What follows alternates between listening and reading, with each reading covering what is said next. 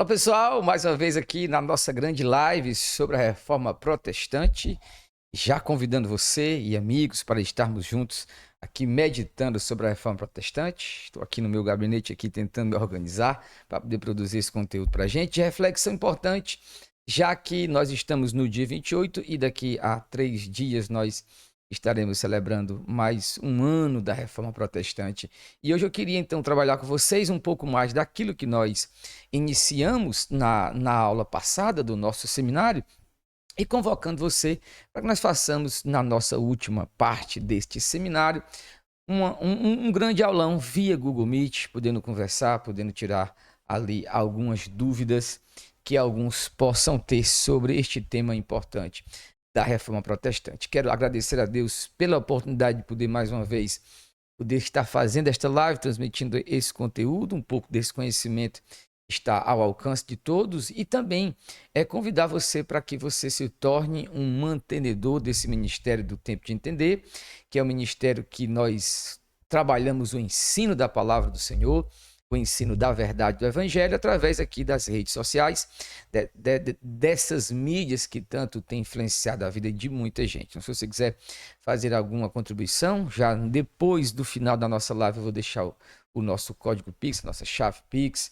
para que você possa abençoar o nosso ministério e assim podemos dar continuidade ensinando, propagando a verdade do Evangelho. Também quero te convidar para que você possa sugerir temas que nós possamos estar trilhando juntos. Não temos polêmico demais, porque, meus irmãos, a polêmica ela não leva para mim a lugar nenhum, mas eu queria falar sobre coisa poderosa de Deus, sobre aquilo que nós faremos para o reino do Senhor. Estou preparando uma série de exposições bíblicas, aonde aqui porque essa plataforma, gente, aqui do Substack, ela está funcionando melhor para mim do que o próprio YouTube, porque aqui eu tenho mais liberdade de gerar o conteúdo e não ser taxado. Então, queria que você sugerisse temas para que a gente pudesse se aprofundar. Já tem alguns seminários que vão sair agora no final do ano, que você vai poder adquirir e contribuir no nosso ministério. E eu quero também agradecer a Deus por aqueles que têm já assinado. Se você quer assinar o conteúdo do Substack, por apenas R$ 12 mensais, você pode estar ali gerando a sua própria plataforma de cursos e de palestras e podcasts. Nós temos muita coisa que eu já tenho produzido já ao longo deste ano. Não produzi mais porque estava nesse contexto da finalização do meu curso de mestrado em filosofia, mas graças a Deus tudo já tem se encaminhado, eu agora já posso me dedicar novamente a teologia, porque só vou tentar o doutorado no final do ano que vem. Então, eu tenho aqui um ano de descanso da filosofia, mais densa, para trabalhar com vocês as obras teológicas e falar de cristianismo, que é aquilo que eu mais gosto, e principalmente C.S. Lewis. Estou preparando a jornada C.S. Lewis para a gente, jornada C.S. Lewis, que vai ser muito, mas muito importante a gente trabalhar. Serão 3 tópicos durante o ano: jornada C.S. Lewis, Nárnia e a pessoa, a filosofia do próprio C.S. Lewis. E, gente, falar para vocês, agradecer a vocês pelos comentários que têm chegado até mim, principalmente a partir do lançamento desta obra, que é o que significa buscar ao Senhor. Esta obra, eu produzi ela, lancei ela este ano, após um ano todo de escrito, do ano do 24, escrevendo juntamente esse texto, finalizando. Essa obra, ela parte de que nós precisamos conhecer mais o Senhor, conhecer mais das coisas de Deus e buscar ao Senhor enquanto se pode achar. E quero também pedir a você que, se você puder adquirir esta obra para edificação espiritual, faça isso. Eu sei que vai ter coisa boa. Mas eu quero agradecer aqueles irmãos que já me deram feedback, que leram e que dentro dos devocionais seguiram a orientação que eu falei e que disseram: pastor, a obra falou muito comigo. Meu amigo Carlos Henrique Braz, uma pessoa maravilhosa, me compartilhou, e aqui eu mando meu abraço a você, meu querido irmão, porque olha, coisa grande Deus tem feito em nossas vidas, ok? Então vamos lá agora trabalhar a reforma protestante, ok? Vou já lançar aqui o nosso slide.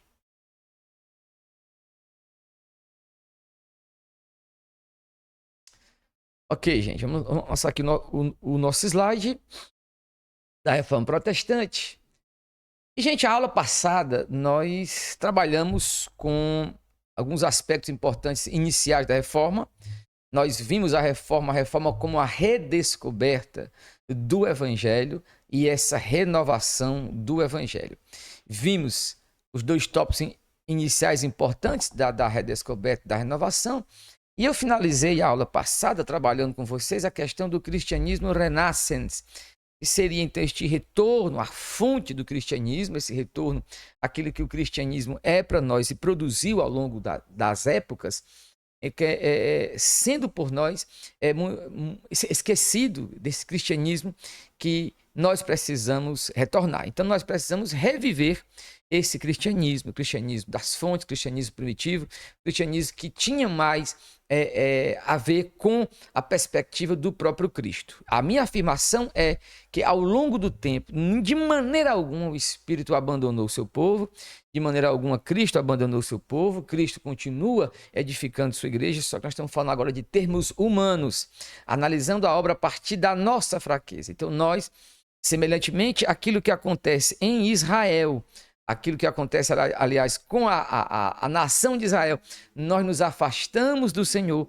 Se você quer entender mais dessa dialética de Israel e a igreja, é só ler o Antigo Testamento e perceber que há um tipo de afastamento da obra de Deus, afastamento da dimensão da espiritualidade com os céus, para uma vida voltada mais para aquilo que é material, para a prosperidade material. E o cristianismo, dentro de uma análise dialética de todo o processo, ele vive hoje um processo de uma expansão muito grande, um domínio muito grande sobre algumas questões, um ocidente e grande parte, meus irmãos, aqui é onde o negócio, o destroço se acontece, onde muita gente se afastou de Cristo. Então, a reforma protestante se torna necessária, um estudo vigoroso sobre a reforma se torna necessário, porque nós temos essa dimensão mais abrangente da vida espiritual sendo colocada de lado por uma dimensão mínima de um conforto material. E é isso que eu quero reafirmar hoje à noite,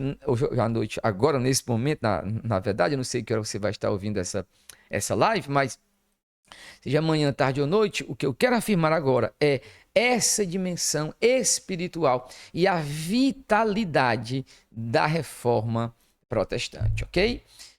Algumas pessoas me fizeram algumas perguntas importantes para a gente poder também trabalhar aqui dentro dessa dimensão, dentro dessa qualidade da nossa live, e eu tive pensando em como a gente pode também pontuar algumas questões relevantes ao nosso tempo. Nós vamos então tecer aqui alguns comentários que vão na ordem do dia, né? Então, dimensão espiritual e a vitalidade da reforma protestante.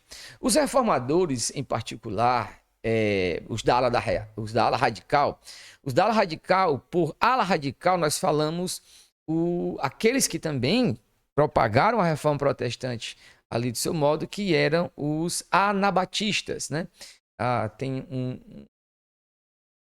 a designação anabatista porque eles afirmavam categoricamente que aqueles que eram da Igreja Católica, que viviam aquela espiritualidade, precisavam ser rebatizados. Por isso o aná, né, de batismo, o rebatizar. Então, os da ala radical, que eram os anabatistas, foram impulsionados por um movimento de renovação, por um tremendo movimento de renovação espiritual e eclesial. Então, o que é que nós precisamos, dentro de uma abrangência maior, trabalharmos aqui de maneira categórica para o nosso entendimento se tornar não somente instrucional daquilo que é a reforma protestante. O que tem que ficar claro para a gente, dentro de um aspecto maior do que foi feito, colocando de lado as questões econômicas, sociais e políticas da reforma e entendendo que a reforma, na sua verte, né, naquilo que é vertical da reforma, ela era de fato a redescoberta do Evangelho, essa renovação para com o Evangelho.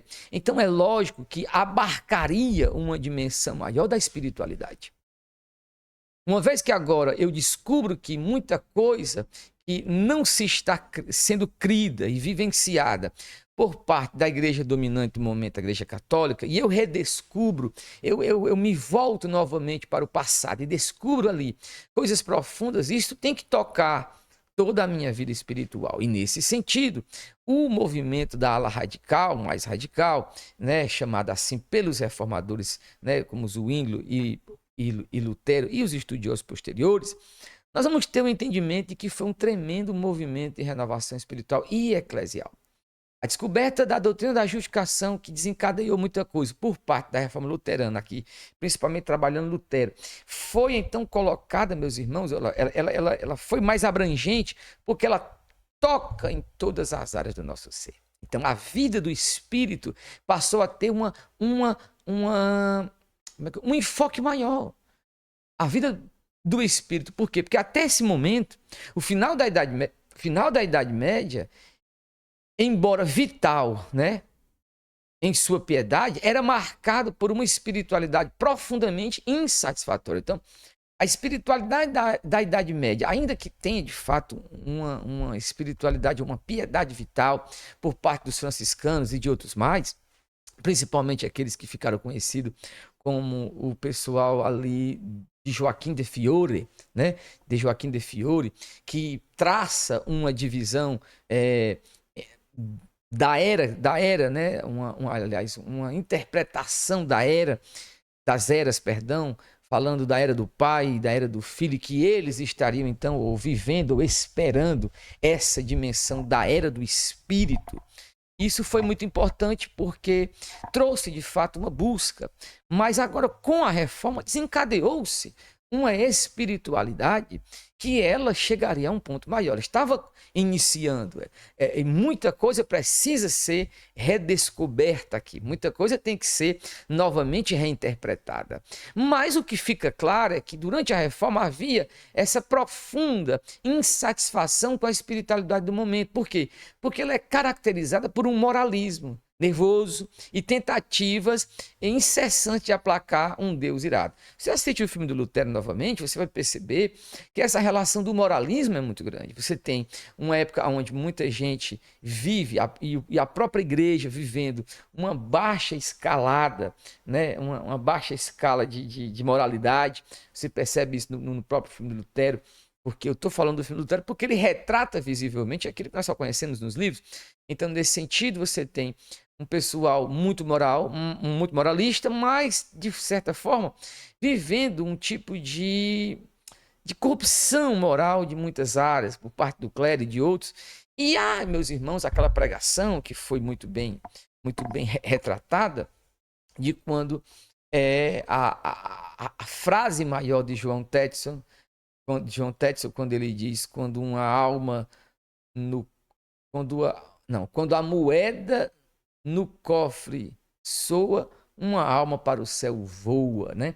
Então, a tentativa de aplacar a ira de Deus a partir da indulgência, buscando esse perdão que aplacaria ali a ira do Senhor. Ora, o que tem que se perceber de maneira muito clara aí para a gente aqui, dentro dessa abordagem que eu estou aqui propondo para nós, da redescoberta do Evangelho, da redescoberta daquilo que era a verdade primitiva, o que eu quero pontuar para a gente é o seguinte, é que a reforma foi capaz de redefinir essas ansiedades em termos de novas certezas, ou melhor, as velhas certezas redescobertas. Então, a reforma protestante, ela consegue dar certeza da salvação, não mais pela busca e pela confiança no mérito praticado pelo agente, pelo cristão. Mas a certeza está agora firmada no conhecimento absoluto daquilo que Deus fez em Cristo, a qual agora eu me debruço sobre ele com uma fé viva e descanso plenamente na esperança do Evangelho de Cristo Jesus. Isso tem que ficar muito claro para nós. Esta é toda a glória da reforma protestante para mim. É que ela agora me dá o conhecimento do Evangelho, como nunca me foi me dado. É claro que as convicções, os textos de Agostinho, de Tomás de Aquino e de outros estão todos lá. É claro que existe. A cruz de Cristo está lá. Mas eu estou falando do sentido. Ora, nesse sentido que eu estou falando, Os judeus também tinham conhecimento e convicções, mas é o sentido do real, não a interpretação hierarquizada por normas e tradições humanas, mas o sentido do evangelho que vem até mim pela plenitude do Espírito. Não se pode separar o Espírito do evangelho, porque é o Espírito quem gera o evangelho em mim. E ele faz como abrindo as crateras firmes e duras do meu coração com as batidas da pregação da palavra de Deus, com as marteladas da voz do pregador, trazendo ao meu coração uma convicção firme daquilo que é o Evangelho de Cristo. Precisamos reentender isso. Então, nesse sentido, a reforma me traz essa vitalidade e esse fervor, porque agora eu estou liberto destas amarras das tradições humanas e posso descansar em Cristo Jesus. Posso descansar no Senhor da glória. Para isso, temos então duas ênfases. Eu acho que são só duas ênfases para nós hoje. Três, né? Três ênfases que eu quero ainda trabalhar com vocês, que a primeira é a ênfase na graça e gratidão. Uma vez que agora eu redescubro o Evangelho, ele vem até mim pelo poder do Espírito. A ênfase renovada na graça soberana de Deus provocou uma resposta de gratidão que os reformadores procuraram incorporar em suas revisões da liturgia medieval. Ora, isso aqui era inegável. Uma vez que agora eu redescubro, há uma renovação de que esta graça soberana, ela vem até mim, não é pelos meus méritos, ela vem até mim. Então isso toca todas as partes da minha vida e afetou a liturgia medieval. Então essa nova certeza era uma libertação do fardo intolerável da autojustificação. Isso é muito, gente, isso é muito profundo para nós. Porque agora eu não preciso mais me tornar um justo pelos meus próprios méritos e esforços. Eu agora sou tornado justo pela justiça daquele que viveu, morreu e ressuscitou por mim e que em breve virá. O Espírito abre os meus olhos para que eu deposite toda a confiança do meu coração na obra sacrificial de Cristo. O que me garante a salvação são os méritos do outro, a justiça alheia de Cristo Jesus, aquela justiça que pertence a Ele, a graça que me foi dada pelo Cristo que veio a mim, soberanamente. Um outro ponto, a piedade interiorizada. O ramo anabatista da reforma, que eu já enfatizei, enfatizava um processo de interiorização da salvação, sendo caracterizado como um movimento carismático. Então veja bem, muito do movimento carismático de hoje não é algo de se surpreender, de uma novidade. Havia e sempre houve esses movimentos do Espírito, em que o verdadeiro cristianismo era pessoal, experimental e individual. Trouxe de novo esta piedade interiorizada. Essa piedade do eu, essa piedade do indivíduo que experimenta a pessoa de Cristo. Porque esta é a glória também do Evangelho. De poder trazer até nós esta realidade. Que eu posso me alimentar de Cristo. Eu posso ter uma relação pessoal com Cristo. Eu não dependo mais de segundos e de terceiros. Eu não tenho santos medianeiros. Eu tenho o Santo de Israel, o Santo de Deus. Mesmo na renovação católica, havia um foco na devoção zelosa e na renovação pessoal, embora diferindo dos reformadores na prioridade da moral versus a dogmática. Mas o que a reforma traz para a gente? Este zelo desta piedade interiorizada. Eu posso ter uma relação pessoal com Deus, amizade com o Senhor. E por fim, houve uma recuperação da catolicidade. Termo esse em voga, eu preciso trazer aqui. Por muito tempo, quando nós falamos a Igreja Católica, Igreja Universal, significa universal. Claro que a dimensão do universal está lá. E se pegarmos estrito senso, universo fala de um único verso, um único sentido, também está lá. Só que as palavras elas esticam, são como elásticos. As pessoas esticam para onde querem. Mas o ponto importante de trazer, porque aqui não quero que ninguém diga o Onésimo é católico, ou isso, não, nós estamos falando de uma catolicidade não romana. Estamos falando da catolicidade do Evangelho. Então, todo aquele que crê no Evangelho, como os apóstolos criam, você se junta a mim nessa catolicidade. Porque o que é a catolicidade?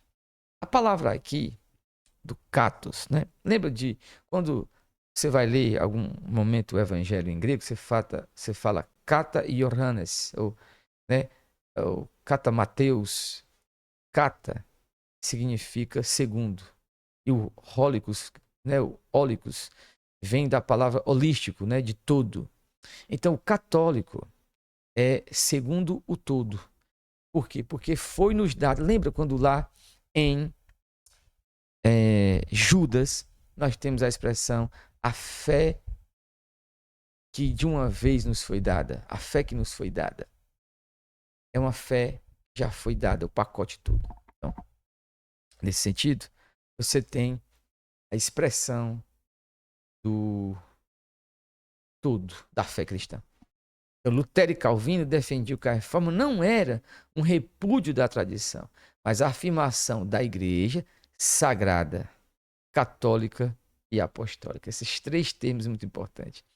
Porque o que a igreja católica, apostólica, romana fez foi tomar para si o primeiro lugar e todos tinham que se adequar numa unidade romana, não na unidade católica. É um negócio que parece uma contradição, né? Mas é mais profundo de verdade. Porque você vai ter as pessoas tendo que vir para a igreja romana para ser salvos. E é o que, por exemplo, o Papa Bento, a quem eu tenho muito respeito, disse certa vez. Nós estamos precisando recuperar esse entendimento. Católico, segundo todos. Se você crê no Evangelho como os apóstolos, eu também creio, nós somos irmãos. E o problema da igreja católica, apostólica, romana é que ela colocou muitos outros adereços ao Evangelho de Cristo. Que as pessoas, na prática, poderão se firmar nos adereços e não na fé. Mesmo também acontece com as igrejas e as denominações locais de hoje. Uma pessoa, por exemplo, eu vou criticar aqui, fazer uma crítica minha, porque eu sou da Assembleia de Deus até o momento. Ora, meus irmãos, tem gente que acha que se a pessoa não falar em línguas, não é um cristão saudável. A Assembleia luta demais pelos dons, pela profecia, pelo dom de língua. Torna isso uma vaca sagrada. Torna isso um bezerro de ouro. Aonde um pentecostal só é pentecostal se tiver isso. Ora, e aí nós tínhamos a grande frase, pentecostal que não faz barulho, está com problema de fabricação. Mas são essas besteirinhas que foram tomando lugar do real. Porque todo adereço que você colocar é adereço, não é o essencial. Então, sermos católicos é termos a igreja, como essa igreja que é santa, que é católica e é apostólica. Católica porque ela vive segundo tudo, e apostólica porque ela não se afasta da doutrina dos apóstolos. Então, contra as corrupções assumidas por Roma, isso é o que precisava ser afirmado, que a igreja é santa, católica e apostólica. E contra essas corrupções, nós afirmamos, então, a catolicidade que se buscava era a qualitativa. Não era qualidade geográfica. Se buscava, pela reforma, a qualidade bíblica e doutrinária, não primordialmente a geográfica, ou a catolicidade romana. Nós não queremos ser católicos romanos, queremos ser católicos bíblicos. Católicos bíblicos. Isso para nós faz toda a diferença. E eu quero tecer, então, aqui Eu acho que é o último slide, isso mesmo. Para a gente finalizar o nosso ponto. E para mim faz muito sentido quando nós assumimos esse entendimento de verdade daquilo que nós precisamos ser e fazer como cristãos, que é assumir, pensar, refletir sobre a nossa fé a partir dos designativos bíblicos. Não olharmos para as tradições ou para aquilo que é humano. Por exemplo, eu diria para você que congrega numa igreja dessas modernas, das churches, e que você percebe que o seu conhecimento bíblico é fraco, é superficial, e você tem uma igreja mais bíblica perto de você, não ocorrerá em crime algum em querer ser mais bíblico. Pelo contrário, é melhor para você. Se você é católico romano e percebe que falta-lhe essa profundidade bíblica, saia. Haja como Lutero. Saia e vá. Se eu me percebo numa situação onde eu preciso ser mais bíblico, sairei. Por quê? Porque para mim o que importa é ser bíblico. E ser bíblico significa ser um cristão segundo os apóstolos. Aleluia. Ser bíblico significa ser um cristão apostólico. Um cristão que vive a catolicidade bíblica, vive a realidade do evangelho como ela é para ser vivida. Talvez nós não tenhamos a exaustividade do todo, mas teremos o real, o verdadeiro, não o falsificado. Então, eu agradeço a você por me acompanhar até aqui. Essa foi nossa segunda aula deste seminário sobre a reforma. Que Deus em Cristo te abençoe e até logo mais.